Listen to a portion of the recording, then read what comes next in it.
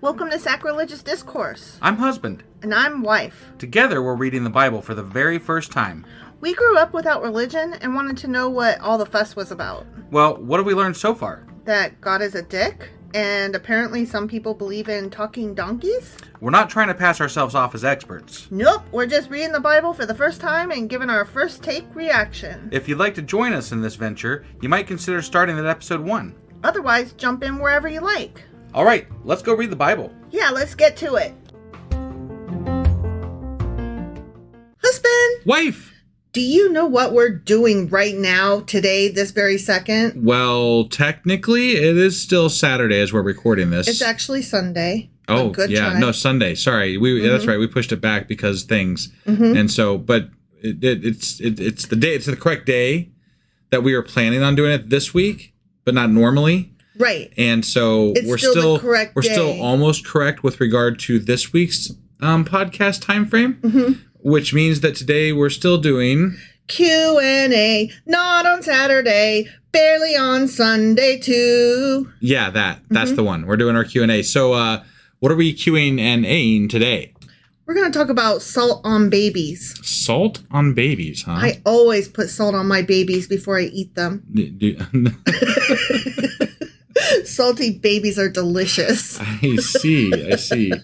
And this would be part of the Q&A for Ezekiel Chapters 16 through 20, correct? Correct. Sorry. Okay, yeah, that's right. what you were actually asking. Yeah, I always right. get that wrong. You do. That's all right. That's what I'm here for, to correct you the whole time. But not to eat the babies. Fuck off. All right. Are you ready to get into this? Oh, and how? All right, let's do this. Okie dokie.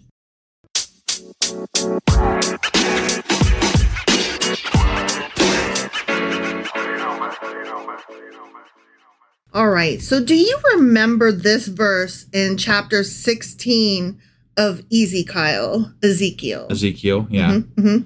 On the day you were born, your cord was not cut, nor were you washed with water to make you clean, nor were you rubbed with salt or wrapped in cloths. I do, because I only remember it because I thought it was odd that they said that the baby was rubbed in salt. Yeah, like we kind of mentioned it, but like, what the fuck? But then there was so much else that we just kept going. I almost said something about the salt at that point, but I'm just like, well, it must have just been some sort of older ritual thing, whatever. I didn't really think too much of it at the time, I guess. So right. But you did mention that we were talking about salt today. That's what we're referencing. This is when God or Ezekiel was comparing Israel to a baby that God just found, in an open field. Right. And he was like, and then I took you in and I fed you and clothed you and then you grew up to be a whore. So I was like, hang on, before we get to the whoring, can we talk about the salting? Sure. So I started with the apologists because that's what I always do. Yeah. And they're like, salting the child, the skin is rubbed with salt to make it firm and clean. Blah, blah, blah. Sure. Cutting the cord, washing, rubbing down the baby with salt, and clothing the newborn were customary traditional acts, lending legitimacy to the legal claim of parenthood over the baby. And these are things that I would have assumed. Yeah. Like that sounds legit. You just rub it with salt. Yeah, right. Clean it up. I mean, I don't know. Again, I don't know why you would, rub your kid in salt. Well, but hey, we'll talk about it. Who am I to judge practices of 2,000 years ago? That's maybe all they had to do something that needed to be done. Yeah. So, it was more like 2,500 years ago. Whatever. Long fucking time ago.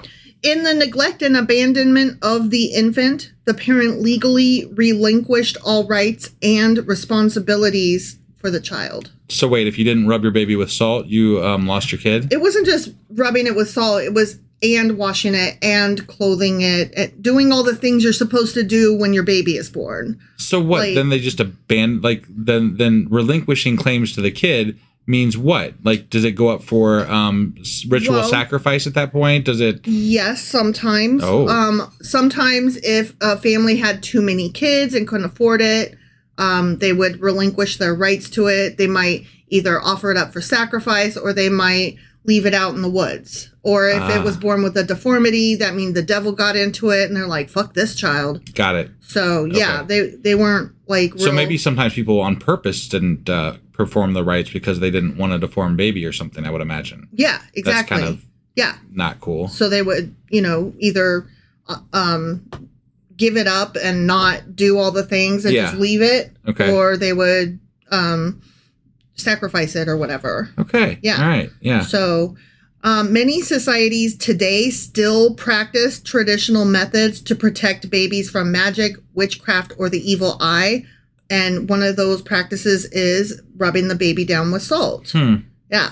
Some of these traditions bring psychological relief for the family, but unfortunately, some may delay the treatment of a disease or even cause harm to the child. Oh, yeah. Okay. Because if you rub the baby too hard with salt, obviously, it can cause an abrasion. Yeah. Or if there are skin conditions, you might be worsening them. Or if there's like a rash, you might be spreading it. Right. Those kinds of things. Also, the kidneys are not fully developed enough because sometimes they would take the salt inside the baby's mouth to make sure it has clean breath and to wash all evil spirit out, right? Oh my God. Yeah, and if the baby gets too much salt, their body can't process it, and so then they die. Wow. Yeah. Wow. So one of the traditional practices performed still today in some parts of Europe and the Middle East is salting of babies. Along with the symbolic and life-giving nature of salt throughout history, salting has been part of traditional practices for millennia. Okay. So some of it is because salt has always been seen as this preserving thing. Yeah, yeah. It preserves meat, makes it last longer. Right, that kind of thing. So it was viewed as this magical property. Well, I mean, society essentially was able to start staying in one place because they could store and preserve food. So, Exactly. I mean, like, this was a big fucking deal for society in general. Just like the salt alone is amazingly important to humanity. Yes, and it was often used as some kind of part of sealing an agreement in various celebrations or like marriages. Like, for example, we had all of our family combine salt into one container. We did. And I actually liked that. I mean, it was based on a religious, there was some religious connotation behind it, but not as much as, like we agreed. Well, there was just as much religion as pagan. Right. We didn't do it because it was a Christian thing. Right. We did it because we just liked the idea behind it of combining our families, but we didn't want to do like the unity candle because that was too stereotypical and Christian. Yeah. But it was a matter of, like, with our ceremony, it was a matter of mixing the salt so that we could never separate out. Yes. Like, you couldn't separate all the salt from the different groups or whatever. Yeah, so we're all one family and one group. Exactly. And I liked the symbology, symbolism of that. So. Like, some of our family thought it was kind of silly, but I've still got the salt. Yeah, I see it right now. I'm looking at it. It's like one of the few pieces of like sentimentality that we grant. Right. We're just very much like, whatever, we're married, I love you, you love me, the end, right? I mean, to be fair, it's on a what would be considered an old DVD case sitting by the front door. So yeah.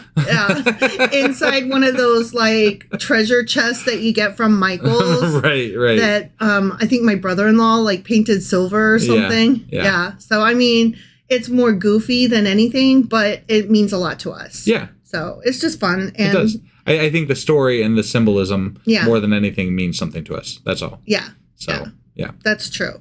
So, Homer, not From the Homer, Odyssey? not Homer Simpson, but dude that wrote the Odyssey or whatever. Yeah, right. Or not that wrote it, but was the first to record it. Sure. Okay.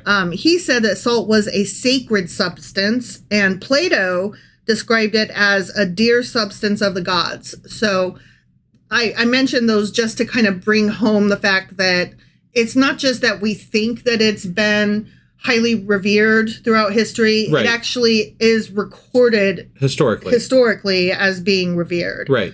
So salt thrown into the water is thought to increase its sacred properties.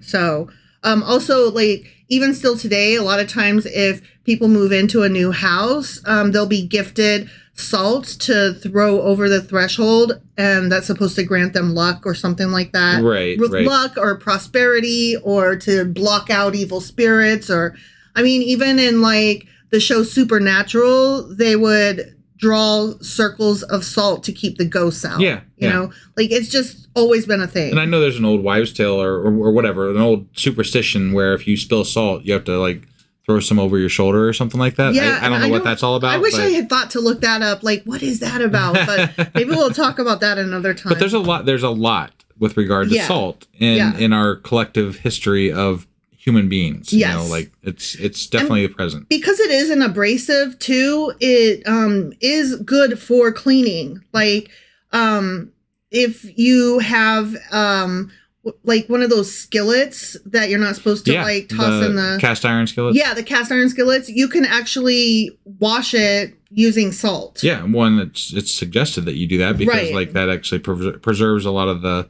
you know, stuff that you want to keep on the cast iron skillet. So so a lot of people in early times knew that it was a great cleaning agent, so they applied that to humans and to skin, and particularly to babies who came out looking slimy and gross. So it helped them, you know, clean the baby off real quick. But you don't want to put salt on the wound. Never put salt on the wound. Don't do that.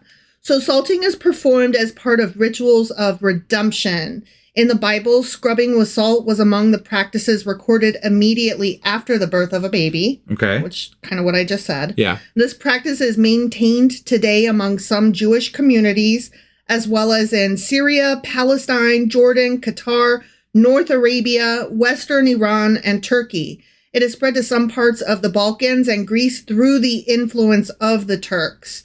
And I will mention that while I was researching this, the people who seemed to still ascribe to this were either Turkish or Mexican. Yeah. Really? Yeah. Okay. Like your old wives' tales and stuff. Yeah. Like I read one story about like on Reddit where this mom was saying, "Am I the asshole for yelling at my mother-in-law?"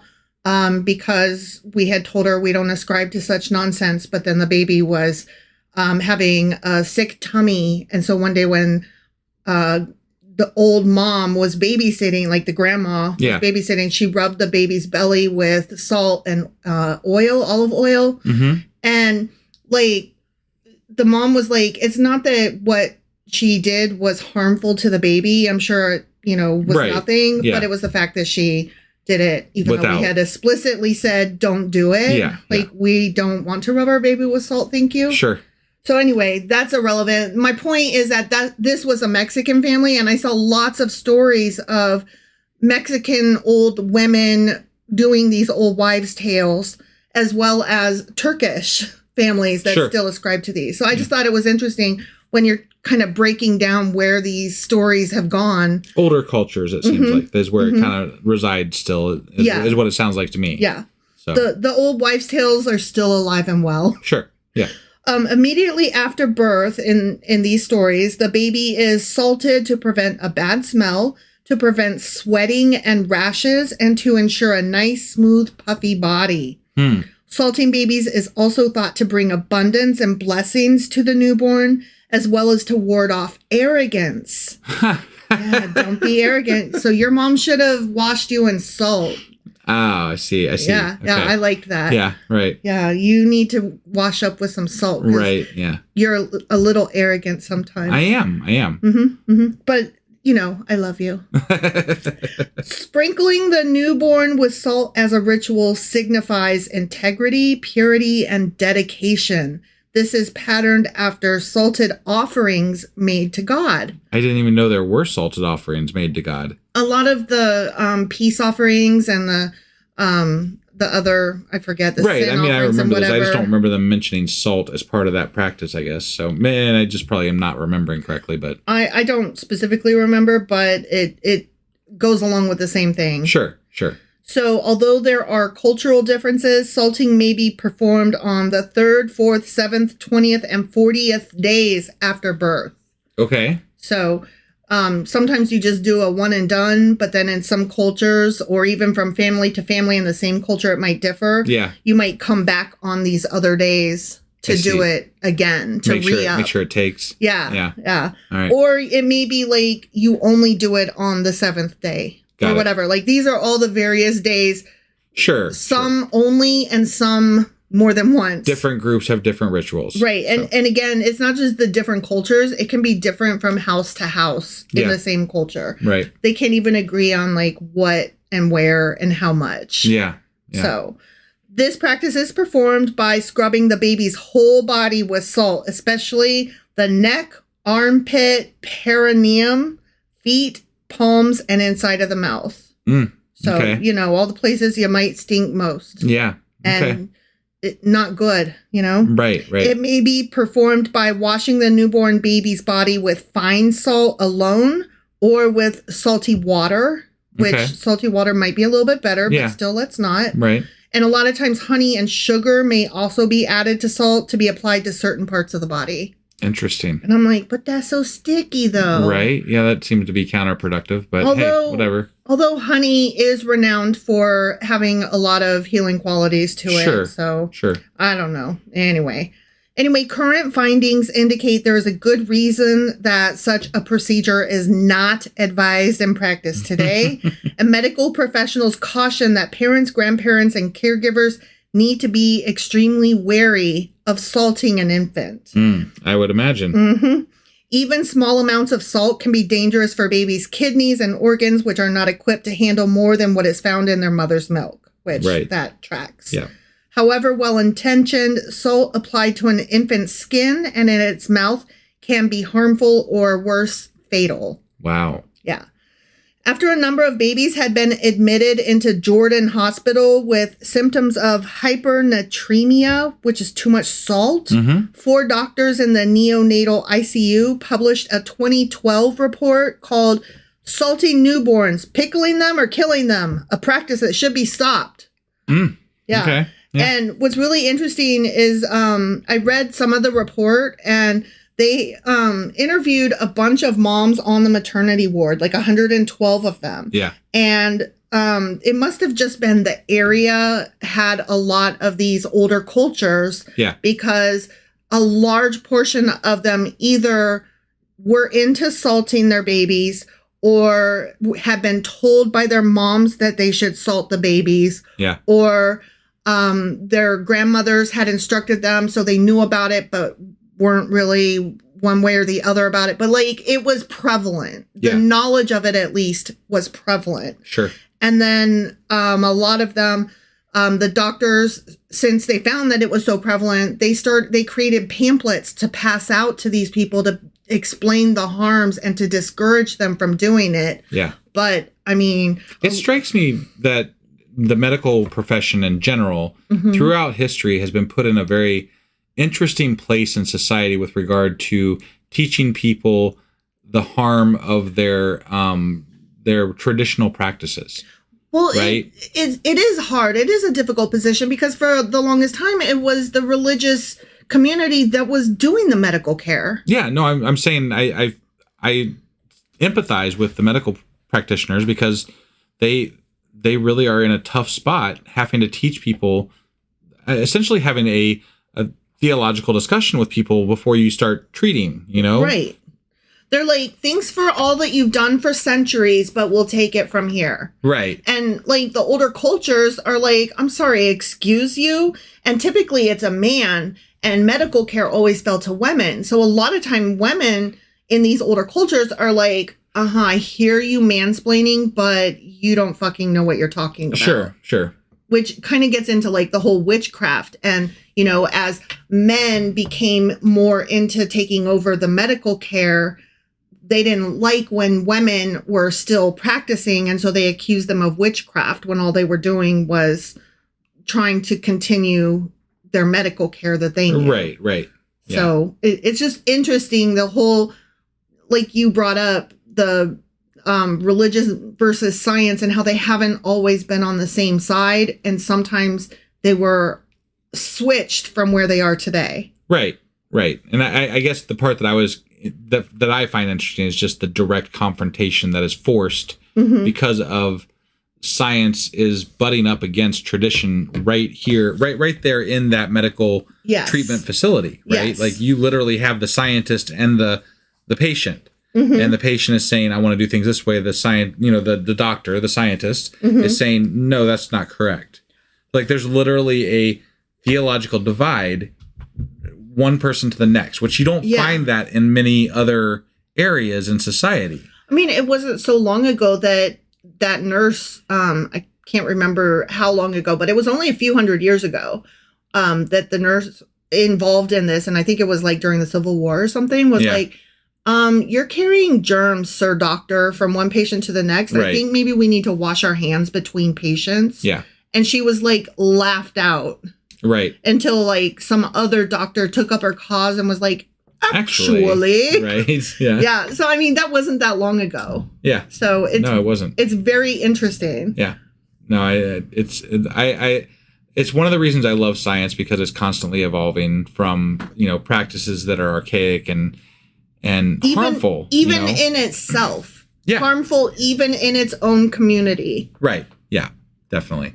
Did you have anything else for us today, or was that pretty much it? That was pretty much it. Just wanted to talk about how we like to salt our babies. Okay. Well, before we hop out of here, I have one thing that I want to say, because I have to say it out loud to our fans, because it's something that we were watching the other night, and I really wanted to tell everybody about it. And I think it's a fantastic idea. And if anybody has the ability to do this, I think you should.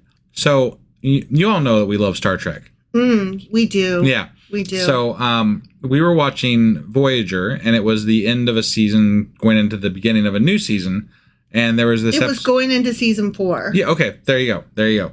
And the episode that we watched had the Borg in it. Mm-hmm. And they were being destroyed by this other race of like bug things or whatever. It looked like the xenomorphs from the Alien franchise. Yeah. So, but there was a point where the crew was walking around on the Borg ship. The Voyager crew was walking around on the Borg ship, and it was like a haunted house. And you were so taken with this. I was. I think it's a fantastic idea, and I looked it up. There are no Borg haunted houses out there. There needs to be a Borg haunted house. It'd be so fucking cool and creepy and awesome. I think that is like, somebody needs to make that. They'll make, like, it's probably going to be in Vegas, right? You got to do it in Vegas, because where else the fuck would you do it?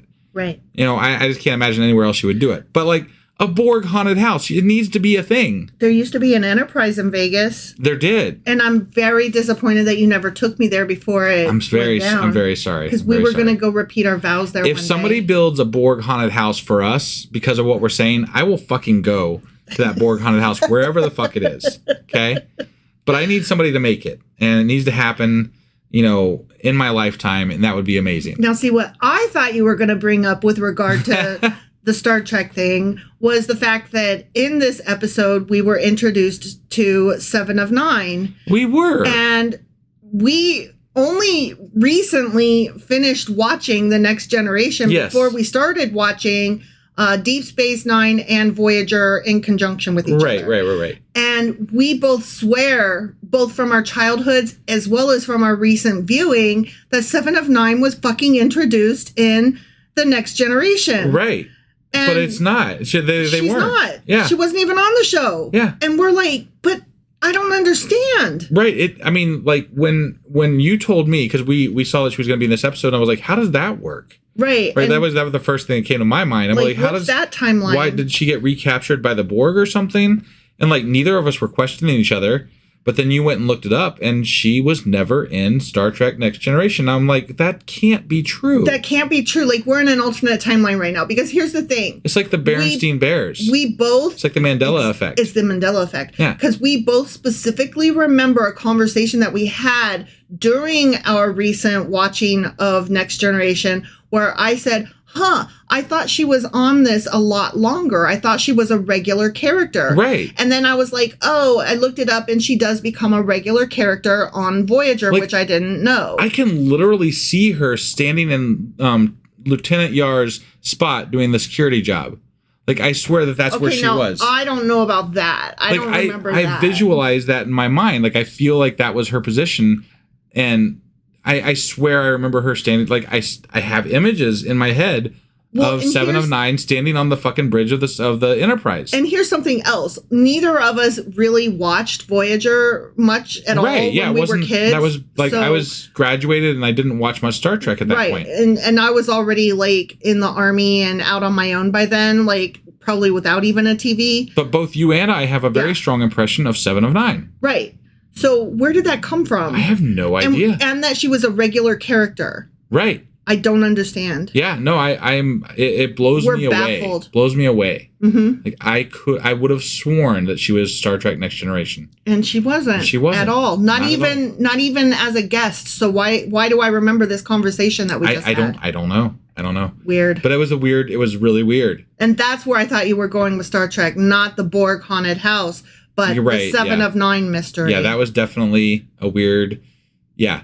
We definitely still are struggling with the idea that she wasn't on Star Trek Next Generation. Somebody else vindicate us. Tell us that, yes, you remember the same. Right. Tell us this is like, we're not crazy. Well, I mean, we are crazy because it's wrong, apparently. But, we didn't think we were. So it is what it is. But tell us that you remember it the way we remember it. Right? Yeah.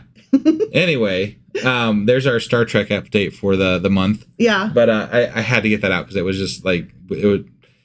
Anyway, someone build that, please. Yes, and also Seven of Nine. Tell us do you agree with us or something? Build the Borg haunted house and tell us if Seven of Nine was on Next Generation in your memory. Yeah. The end.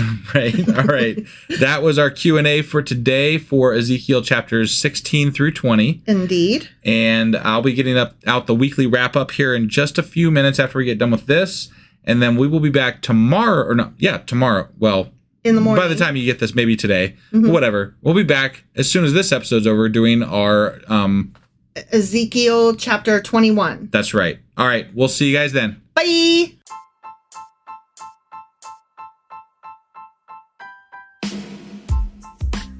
Hey, wife. I guess that's the end? But husband, that's just sad. It doesn't have to be. We are on lots of social media platforms like Twitter. Our handle there is sacrilegious_D. For D's nuts. Oh my God. Stop doing that. Anyway, we're also on Facebook, Instagram, and Pinterest. There's a link to all of our social media sites at our website. Ooh, we have a website? Yeah, it's sacrilegiousdiscourse.com, where you can also find a link to our merch shop. We have a merch shop? Yep. We have podcast-themed clothing, mugs, notebooks, and more, as well as an atheist and science-themed products. Wow, our fans should really go check that out right now. Definitely. They can get in touch with us by sending an email to sacrilegiousdiscourse@gmail.com. But before they do that, we could really use some help. Oh yeah? With what? Well, it's not free running the podcast, and we need some financial support in order to get better equipment, which will free up time so we can concentrate on our podcast and our fans. Okay, so what should they do? Head over to patreon.com/sacrilegiousdiscourse and sign up as a contributor on our podcast. Supporters there receive additional bi-weekly episodes that we record just for our Patreon members for as little as $2 a month. Also, we'd really appreciate it if you would like and subscribe on whatever platform you're using. And Apple Podcast reviews help us out tremendously. Like and subscribe. Leave an Apple review. Join us on Twitter. Support us on Patreon. That's a lot of instructions. Don't forget to say thanks. Thanks. Okay, bye.